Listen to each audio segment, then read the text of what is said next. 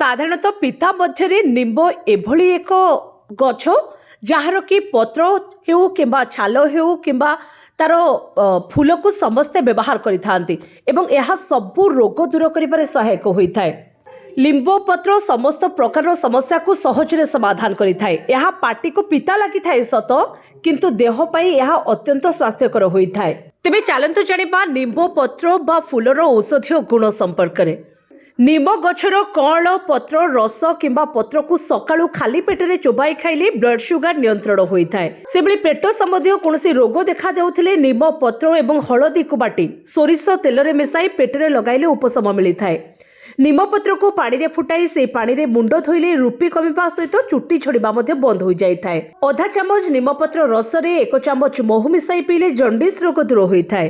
सेबली 1 मुठा निम फूल को पानी रे भलो भाबरे फुटाई सेथिरे 1 चामच लेंबू रस आधा चामच महू मिसाई सबुदिन सकाळे खाली पेटरे पियंतु। एहा द्वारा मोटापण कम होई परिबो।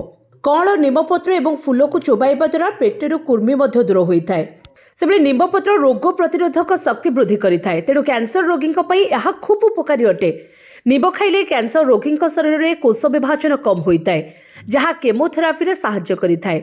सेबले निम्ब काठी दांत घसिले दांतमूल मजबूत होइथाय।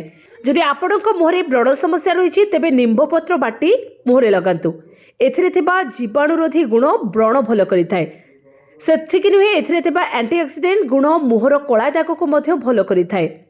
अल्प निम्बपत्र आनी पानी रे फुटांतु। एही पानी ठंडा होइचिबा परे एथिरे मुह धुअंतु। आधा चामच निम्बपत्र रस रे 1 चामच महू मिसाई पीले जंडिस रोग दूर होइथाय।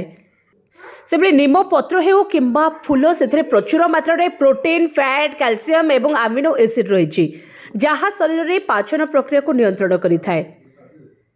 तेणु जेतेबेले भी आपनको निम्ब कळ निम्ब पत्र हेउ किंबा निम्ब फूल मिलुछि निश्चित भाबरे ताकू खांतु।